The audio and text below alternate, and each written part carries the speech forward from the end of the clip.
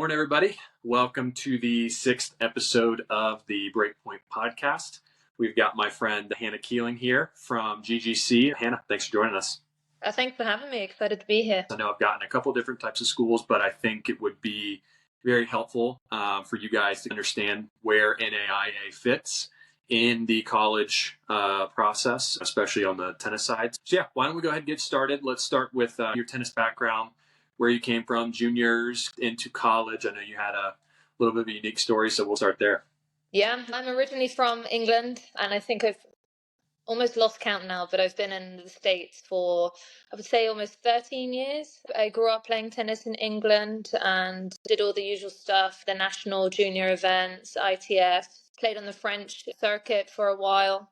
And then I actually ended up having a little longer time out of college, out of that break from high school, the typical rules to go into university.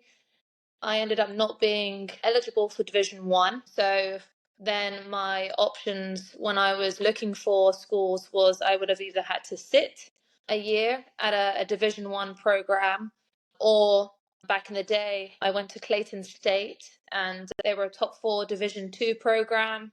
So I thought, instead of sitting, they're based just outside of Atlanta, a great tennis city. So I'm going to get my degree started there and come and play on a scholarship in Atlanta. Yeah, that's awesome. I know eligibility is a huge thing, especially for international players coming over. Sometimes you lose it and you don't even know you've lost it. So talk through, obviously, rules change and everything, but where's that eligibility criteria sit currently? Yeah, I think it's true that you say that, because a lot of people, myself included, those years ago had no idea about the rules or the requirements needed. NCAA and NAI and all the different divisions, they all have different criterias for your eligibility depending on academics. And tennis being that unique sport that it is, a lot of student athletes want to play tournaments after high school. They want to give it a go on tour. So some do generally have a longer break from high school, therefore not realizing that could affect their chance of playing Division 1 initially, because they've had longer than the 6 months out that NCAA requires. Similar for myself, where I actually took I had about a year break, which ended up me not being able to start initially D1. That's so important, because you'll get some kids maybe who get through their grade school a little bit faster, and the parents are like, well, let's take a gap year after you graduate and let's train, let's develop, let's do all this stuff.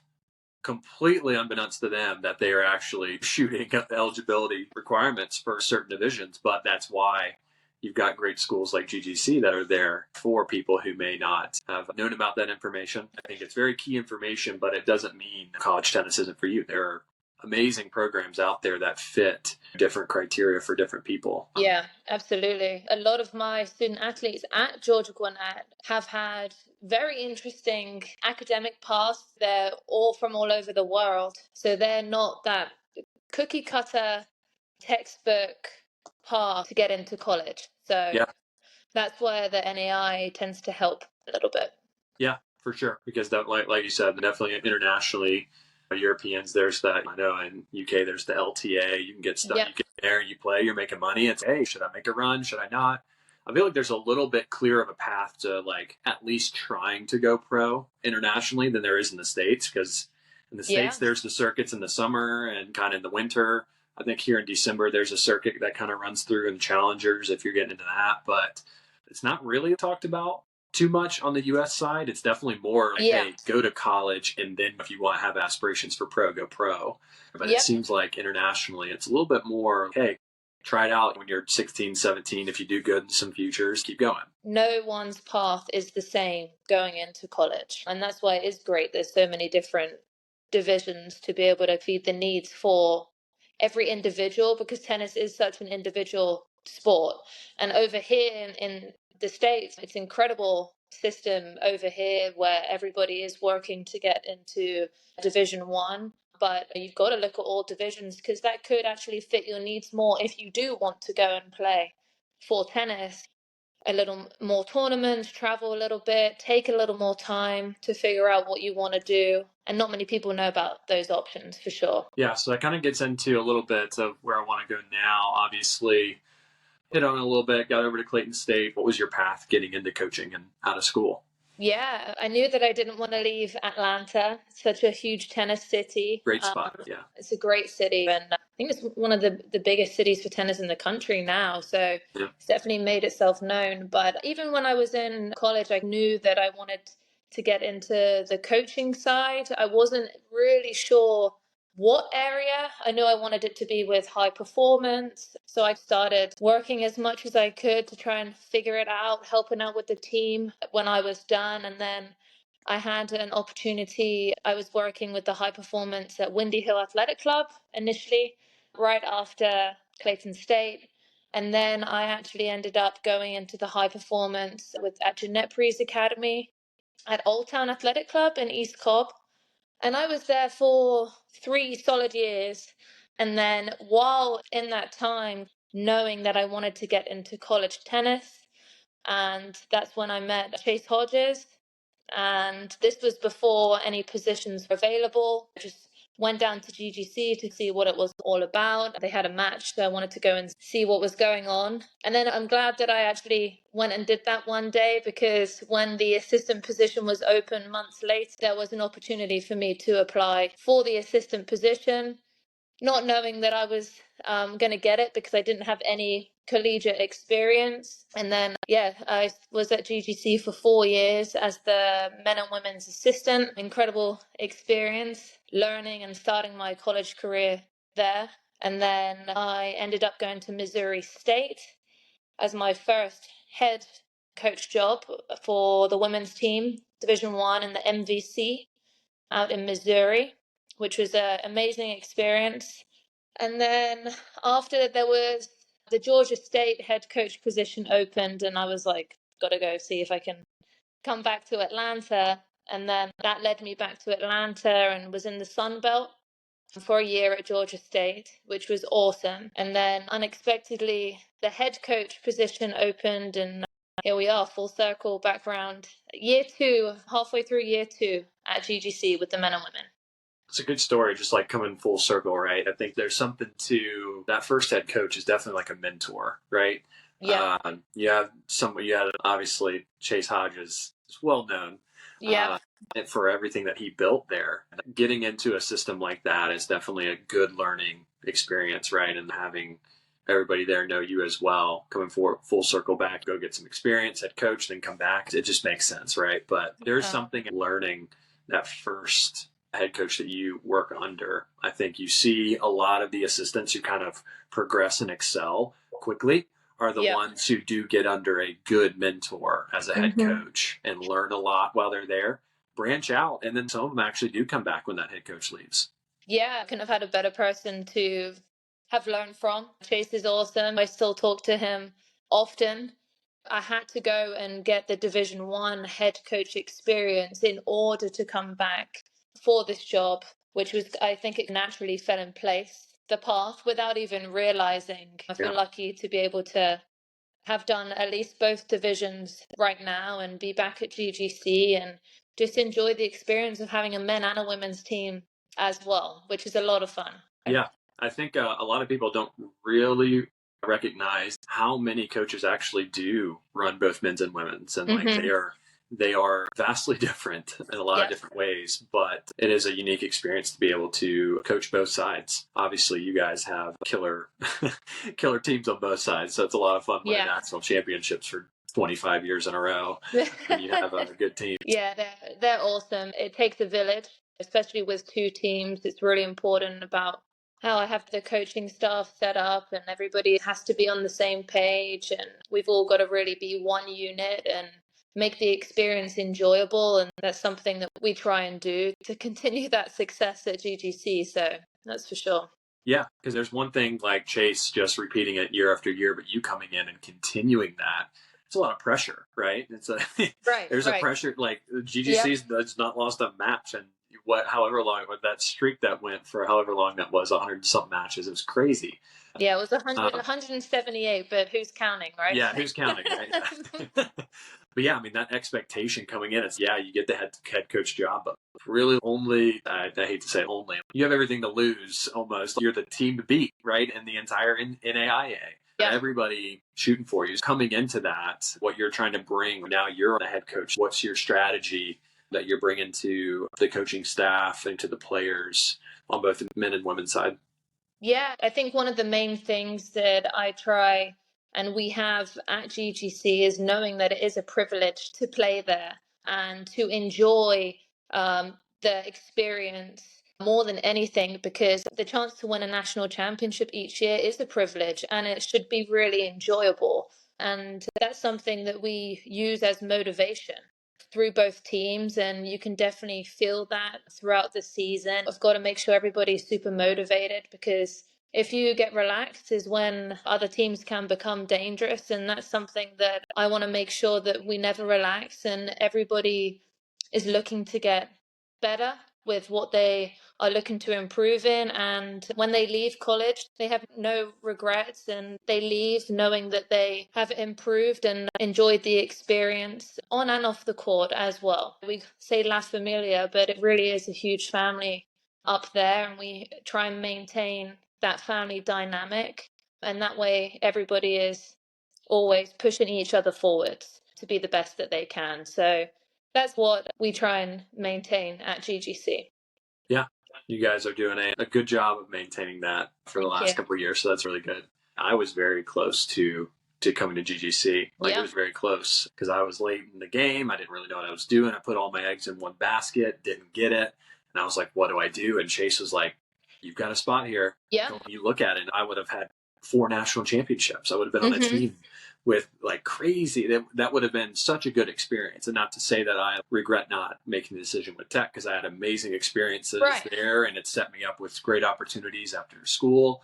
But it just goes to show that there's not only one school that fits what you're looking for. And I think something that we try to hone in on here and through building the recruiting app is get started early and get as many options on the table as you can, because there's just so many routes that you can go. It can be a little overwhelming, which again, why we made the app is to be very specific with what you should be looking at. But get options on the table. Have conversations with coaches, right? Like, figure out, because there's those intangibles that you've got to figure out. It's the relationships with the coach. It's the team. How's the dynamic there? It's not just, oh, can I go to the biggest school I possibly can? There are so many other factors that you need to play into that decision. Yeah, that is so true. Academics is a huge one too. Some people may want to go to one particular school they're focused on, but that doesn't actually have the path they want academically. And it's student as well as athlete as well. I think you have to have a good solid list for academics and for tennis too. Ask the coach questions. I feel like whenever I have recruiting calls, I really enjoy it when the student athlete asks me a lot of questions, because I know that they're really invested in finding out about the program, about me, about the coaching staff and the day to day, which is really encouraging, because that's what you want a student athlete coming into the program to have. Yeah, that leads me right into the next question of when you're on those recruiting calls, but what do you look for in a recruit? Obviously, there's the UTR, there's the ratings of, hey, here's the lineup, here's just the reality of what a national championship NAIA team looks like. But aside from that, what do you look for in both a guy and a girl to get a spot on your team? Yeah, it's just speaking from GGC, and as you said, I have to look to maintain everything each year. We always look to continue our championships each year. I do look a lot. UTR is a huge one. Result. Seeing that somebody is playing a lot of matches, that is really key. Something that I look for on the men and the women's side, because you can get a real gauge for that they enjoy competing and you can see the results right in front of you. Results don't lie. And then always when you speak to them, again, I love when somebody has maybe done a little research on GGC. So it shows me that they're really interested in the program. They're asking questions about academics, the schedule, who we're playing, and then I can get a gauge of their personality and where they'll fit into the team culture as well. Now, some people can be really fresh and have no idea, and that's absolutely fine. But generally, you want to have somebody showing some interest if you talk to them. Yeah, it's similar to a job interview you go into. Yep. It's a job. You're going into a 4-year internship, Yep. going from 17, 18 to 21, 22, and you are an employer looking to hire somebody, right? I said it on every other episode, the 99.99999% of us who go into a business professional world, whether it be coaching, whether it be like me and tech sales, things like that, interviewing is key, right? And going into those interviews, knowing information, coming prepared, asking Yep. those questions, right? Being curious. I always try to come with a lot of questions, right? It's a conversation. You're having a conversation with another person. Just be yourself, be curious, because the best thing that can happen is they offer you a spot, and the worst thing that can happen is they don't, right? There's nothing really to lose there. So come into it curious, come into it asking the questions, because you want to make sure, especially what I like to stress is people coming over from halfway across the world. It's a big decision, right? You're going to be away from your family and potentially even longer if you decide to stay and work and get a visa, but you're essentially uprooting yourself for 4 years. You better be asking a lot of questions. Yeah. And even if the coach does say, okay, it may not be a good fit, if you've done all of that, they could say, however, I may call this coach for you because you may be a good fit for this school. Yeah. So it's always good to be prepared, and you never know what doors may open. Yep. Don't ever burn any bridges, for That's sure. right. That's right. Even on the coaching side, right? Like there's always options, always things open. Things change in the coaching world so much. It's crazy. Especially with that third coach rule that they brought in. What is that? There, you can have 3 coaches for one team now, so they opened the other full-time positions. That's crazy, which I think is good. More support for a team, right? If you've got one, maybe 2 people, even for yourself, you're running men's and women's, you've got 25 people that you've got to manage in your business. You need some help, right? Absolutely. That's key. Yeah, it takes a village. And I have Vicente Lagos, one of my former players, actually, and one of Chase's former players, who is just stepping into the full-time position from January. So I'm super excited for him. He's been around the program and keeping it in the family. He knows what's up and is super invested. And I have Nathan Pasha as my part-time. I feel like we all have worked together to bring something great to the table. Yeah. And like I said, Chase built it, but you've continued to build a very strong environment, culture, team there. And I think that that's really important, and players should definitely evaluate that and definitely take that into consideration. I think there's just a lot of unknowns. My hope is that I can uncover some of these questions that are never really answered, or at least pull back the curtain of, I would probably never even talk to an NAIA school because it's NAIA. So here you go. You're listening to this and hearing it and seeing it. It's really not that different. Yeah, I have a new American girl coming in spring. It's not just internationals. I have Angel Carney. She's from Georgia. She's a top junior over here, and she's decided to finish at GGC. She just liked the setup of GGC and being able to play for a championship and everything close to home, which is pretty cool. And I know that Chase had Jordan Cox, and it was Connor as well. So there's been some great American players that have come through GGC. I'm always down to get a good American player at GGC. And even there was a guy, DK, he was just transferred to Wake Forest, but he came to GGC for a year and then ended up transferring out because he had some eligibility issues, but now he plays at Wake Forest too. So there's so many different pathways that we can help with. Yeah. Flexibility is key, especially when a lot of people don't know the rules. Need to be flexible, which is what I like about NAIA. It's very flexible, and it works for and with some people, so you don't go sit on a roster for a year because you screwed something up and forgot something. Okay, you just burned an entire year. This is not fun. You want to play. You want to play, and you want to study and have that experience. And I think that's all divisions can help. But I feel like with the NAI, it can give a little more flexibility sometimes. The path is not always straight, but you're going to get to the goal in the end. Yeah, for sure. Awesome. This is a really good conversation. I think it will give, hopefully, the people who are listening may not have even ever heard of NAIA, or they don't really know what it's about. And hopefully this gave people some good context, some good understanding of, hey, maybe I should look into this, or specifically maybe even GGC, right? Let's get some recruits pumping through the podcast. Right, that's right. What would be a word of advice that you would give to a guy or a girl, maybe internationally or here in the States, that's going through that recruiting process, don't really know where to start, maybe feel like they're starting super late? What would be a word of advice that you'd give them? Be patient, because you're definitely going to find the school that fits your needs, and look at all options. I know a lot of people may be fixed on one school, but there's so many amazing colleges, universities out there, and so have a lot of options and get out and play as much as you can as well, because you never know who is watching or following you. That's a good word. That's good advice. That'll definitely be helpful, and I can definitely test that as well. Alrighty, cool, Hannah. Thank you for joining again. This was a lot of fun. Thank you so This much. is good insight. And as always, people, like, subscribe so we can keep bringing coaches like Hannah on. And we will talk to you guys next week. Have a good one. Thanks, Elijah.